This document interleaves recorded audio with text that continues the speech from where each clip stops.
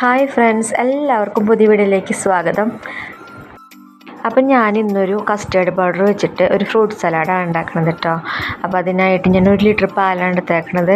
അതൊരു പാത്രത്തിലേക്ക് ഒഴിച്ച് കൊടുത്തിട്ട് അത് നന്നായിട്ടൊന്ന് തിളപ്പിച്ചെടുക്കണം.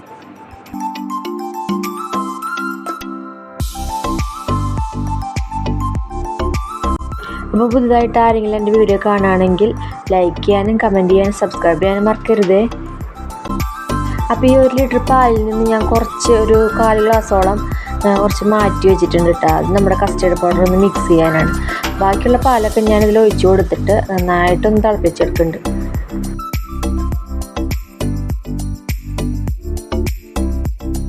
പാലൊന്ന് ചൂടായിട്ട് വരുമ്പോൾ നമുക്ക് ഇതേപോലെ നന്നായിട്ടൊന്ന് ഇളക്കി കൊടുക്കാം കേട്ടോ. അപ്പോൾ അടി പിടിക്കാതിരിക്കാനാണ് ഞാൻ ഇതേപോലെ ഇളക്കി കൊടുക്കുന്നത്. അപ്പോൾ ഈ പാല് തിളയ്ക്കണ വരെ ഒന്ന് ഇളക്കിക്കൊണ്ടിരിക്കണം കേട്ടോ. അപ്പോൾ നമുക്ക് ഇനി അടുത്തതായിട്ട് ഇതിലേക്ക് കസ്റ്റേർഡ് പൗഡർ വേണം. അപ്പോൾ ഈ കസ്റ്റേർഡ് പൗഡർ ഒരു 3 ടീസ്പൂണോളം ഞാൻ എടുക്കുന്നുണ്ട്. അതൊരു ബൗളിലേക്ക് ഇട്ട് കൊടുത്തതിന് ശേഷം നമ്മൾ നേരത്തെ മാറ്റി വെച്ചില്ലേ ഒരു 1/4 ഗ്ലാസോളം പാല്, അത് ഇതിലേക്ക് ഒഴിച്ച് കൊടുത്തിട്ട് നന്നായിട്ടൊന്ന് കട്ടയില്ലാണ്ടൊന്ന് മിക്സ് ചെയ്തെടുക്കണം.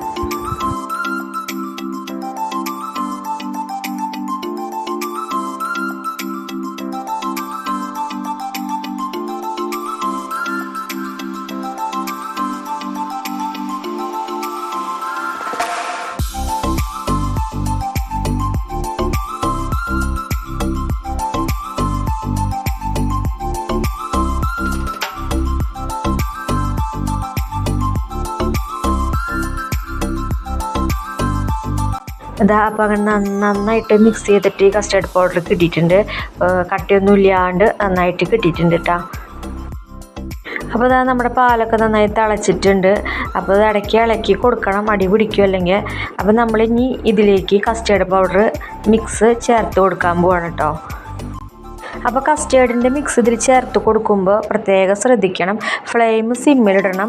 പിന്നെ കസ്റ്റേർഡിൻ്റെ മിക്സ് ഒഴിച്ച് കൊടുക്കുമ്പോൾ കുറച്ചേശ്ശെ ഒഴിച്ച് കൊടുത്തിട്ട് ഇളക്കിക്കൊണ്ടിരുന്നിട്ട് വേണം ഈ കസ്റ്റേർഡിൻ്റെ മിക്സ് ഒഴിച്ച് കൊടുക്കാൻ കേട്ടോ. അപ്പോൾ നന്നായിട്ട് മിക്സ് ചെയ്യണം, ഇതിൽ കട്ടകളൊന്നും പാടില്ല. ഇനി ഇതിലേക്ക് നമുക്ക് ആവശ്യത്തിനുള്ള പഞ്ചസാര ചേർത്ത് കൊടുക്കാം കേട്ടോ. അത് ഓരോരുത്തരുടെ ഇഷ്ടം അനുസരിച്ച് ചേർക്കാം. നമുക്കിവിടെ അധികം മധുരം വേണ്ട, അതുകൊണ്ട് ഞാൻ അധികം ചേർക്കണില്ല. ഇനി മധുരം നമുക്ക് വേണമെന്നുണ്ടെങ്കിൽ ഇതിൽ മിൽക്ക് മെയ്ഡും കൂടി വേണമെങ്കിൽ ആഡ് ചെയ്യാം കേട്ടോ.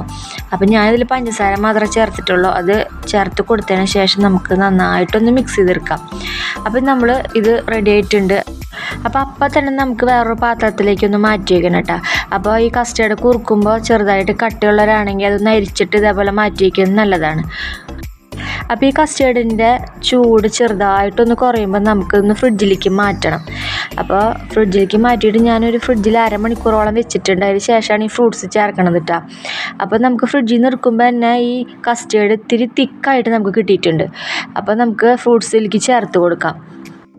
അപ്പം ഞാനിവിടെ എടുത്തേക്കണ ഫ്രൂട്ട്സ് ഏതൊക്കെയാണെന്ന് വെച്ച് കഴിഞ്ഞാൽ ആപ്പിള്, മാതളനാരങ്ങ, ഒരു നേന്ത്രപ്പഴം, പിന്നെ ഒരു മാങ്ങ, പിന്നെ കുറച്ച് ഡേറ്റ്സ് നുറുക്കിയതും കൂടി ഉണ്ട് കേട്ടോ. അപ്പോൾ ഇതൊക്കെ ചെറിയ കഷ്ണങ്ങളാക്കിയിട്ട് നുറുക്കിയിട്ട് വേണം ഇതിലേക്ക് ഇട്ട് കൊടുക്കാൻ. ഡേറ്റ്സ് ഞാനൊരു 4-5 എടുത്തിട്ടുണ്ട്. ബാക്കിയെല്ലാം ഞാൻ ഓരോന്ന് വെച്ചിട്ടാണ് എടുത്തേക്കണത്. അപ്പോൾ ഇത് ചെറിയ കഷ്ണങ്ങളാക്കിയിട്ട് ഇട്ട് കൊടുത്തതിന് ശേഷം നന്നായിട്ടൊന്ന് മിക്സ് ചെയ്തെടുക്കണം. അപ്പോൾ ഇതിൽ വേണമെങ്കിൽ നമുക്ക് ഡ്രൈ ഫ്രൂട്ട്സും നട്ട്സൊക്കെ വേണമെങ്കിൽ ചേർക്കാം കേട്ടോ. പിന്നെ ഐസ്ക്രീം ഉണ്ടെങ്കിൽ ഒന്നും കൂടി ടേസ്റ്റ് ആവുമെന്ന് മാത്രം. അപ്പോൾ ഇത് നല്ലപോലെ ഒന്ന് മിക്സ് ചെയ്ത് ഞാൻ എടുക്കുന്നുണ്ട്. ഇതാ നമ്മുടെ ഫ്രൂട്ട് കസ്റ്റേർഡ് ഇവിടെ റെഡി ആയിട്ടുണ്ട്. അപ്പോൾ ഇത് നന്നായിട്ട് തണുപ്പിച്ചിട്ട് വേണം കഴിക്കാൻ, അതാവും കൂടുതൽ ടേസ്റ്റ് കേട്ടോ. അപ്പോൾ എല്ലാവരും ഇത് ട്രൈ ചെയ്ത് നോക്കുക, നല്ല അടിപൊളി ടേസ്റ്റാണ്. അപ്പോൾ നമുക്ക് ഇനി അടുത്ത വീഡിയോയിൽ വീണ്ടും കാണാം കേട്ടോ. അതുവരെ ബായ്.